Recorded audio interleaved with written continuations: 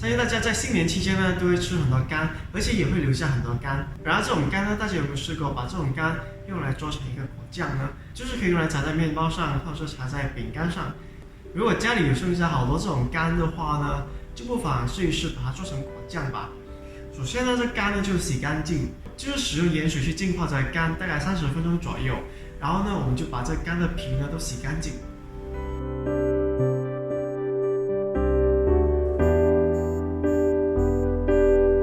其实像我这样子呢，我是使用4粒这个干，并不是4粒干呢，我都需要用到它的皮，只需要呢在4粒干里面呢选1粒最干净的呢，就使用那1粒干的皮就够了。当所需要的这个干的皮呢洗干净之后呢，我们就把这个皮磨开。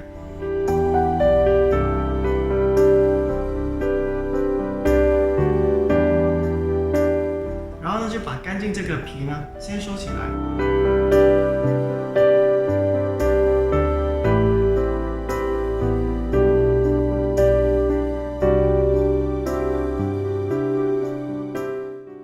接下来我们要做呢，就是把这个果皮呢都切碎。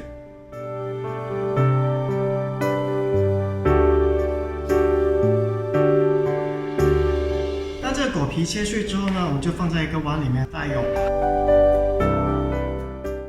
我们呢就必须要先称量这个果肉重量，之后呢我们就能够决定我们所需要的糖分有多少。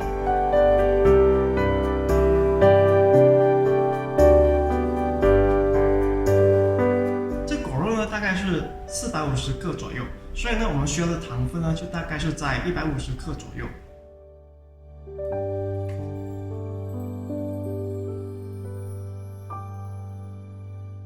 好了，现在称量好这个糖呢，就放在一旁待用。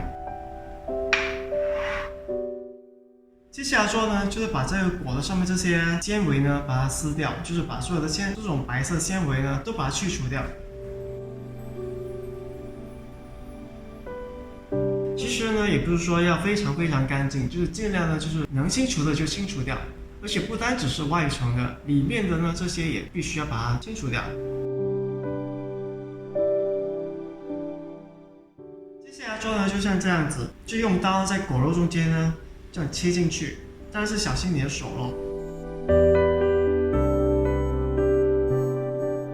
也像这样子，我们就很明显可以看到种子在里面。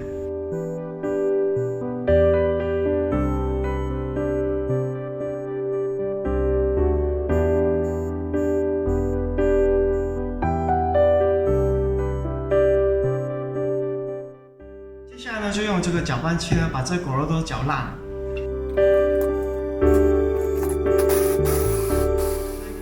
当这果肉呢都搅烂之后呢，我们就把它放在一个锅里面。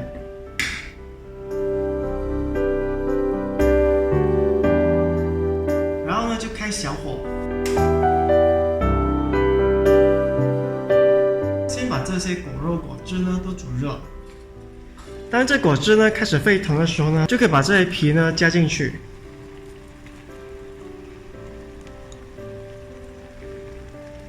这个皮的用处呢，其实就是让这个果酱呢更加有这个香味。而且呢，在煮的过程中呢，就必须要时不时呢就去搅拌一下，不然呢，这底部呢就很容易煮糊了。当煮了大概5分钟之后呢，我们就把这些糖呢就倒进去。然后呢，就搅拌均匀。加入糖之后呢，这果酱呢应该是会降温的。当这果酱呢再煮多1-2分钟之后呢，这个泡呢就会再继续的浮起来了。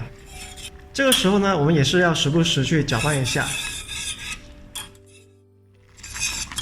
好了，这个时候呢，这个果酱呢已经煮了大概15分钟左右，就变成这样子了，就是比较有这个浓稠感觉了。其实呢，这个果酱呢，就是要看你所想要的这个浓稠的程度。如果你觉得这样子是已经够了的话呢，我们就可以关火了。如果你觉得不足够的话呢，就继续再煮多几分钟吧。对我来说呢，这样子呢已经是足够了，所以呢，现在我就停止加温了。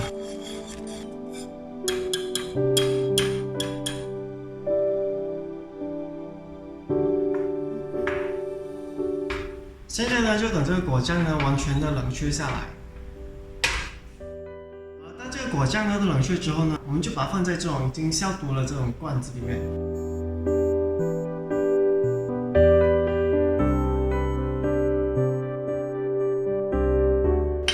有些人做这个果酱呢会加入柠檬汁，如果是喜欢比较酸的话呢，你就可以加入柠檬汁；如果不需要太酸的话呢，其实是可以忽略掉。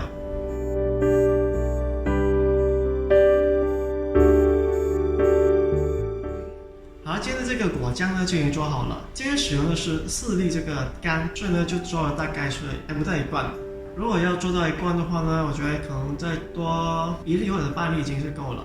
而且呢也是看这个干的大小。这样子呢，我们可以把它放在冰橱里面收藏。其实最好效果呢，就是在2-3天之后再拿出来享用。这样子呢，这个口感呢，还有这个口味呢，会更加美味的。每次使用这个果酱呢，我们都必须要使用干净的汤匙去把这个果酱拿出来。这样子呢，这个果酱呢就能够保存更久。当然，这个糖分的分量呢，也会影响这个果酱的这个保存这个期限。如果是糖分高的话呢，这个保存期限呢就会更长；如果糖分少的话呢，保存的期限就会短。因为糖呢有这个防腐的作用。已经煮好这个果酱呢，大概也可以放2-3个月左右。好了，就把它放在冰橱里面吧。今天这个影片呢就到这。如果你喜欢这个影片呢，就帮我点个赞和订阅这个频道。如果有什么疑问的话，在影片下方留言，还有分享给朋友吧。好了，拜拜，再见。